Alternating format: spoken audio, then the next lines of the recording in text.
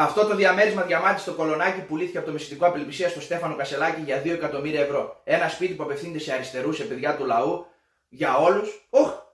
Καλά, εσύ τι κάνεις εδώ? Ποιος σε κάλεσε για καφέ? Παντού ακάλεστος πας, θα γίνει με σένα. Και είσαι και με τα παπούτσια πάνω στο χαλί. Ξέρεις πώς το πλήρωσε αυτό? Από την Περσία με τα πόδια το βρει περσικό. Φύγε από εδώ, ρε. Εδώ είμαστε στην κουζίνα του σπιτιού, έχει φτιαχτεί με πολύ μεράκι, έχει μπει παντού γρανίτης. Εδώ η νοικοκυρά του σπιτιού θα μαγειρεύει το γεύμα της ημέρας.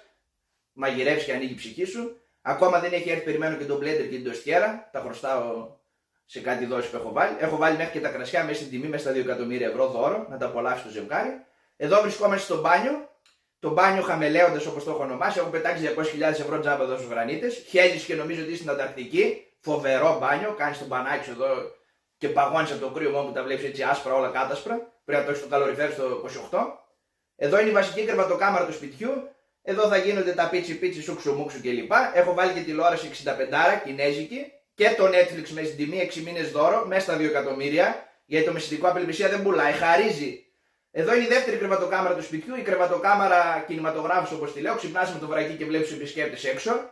Πολύ ωραία ιδέα, φοβερή κρεβατοκάμαρα αυτή. Και εδώ είμαστε στο μπαλκόνι, έχω βάλει μπανανιές, το έχω διαμορφώσει ωραία να πίνεις το καφεδάκι σου. Πολύ ωραίο μπαλκόνι. Οχ, πάλι ήρθε αυτός. Ρε, τι είπα πριν, ακόμα εδώ είσαι.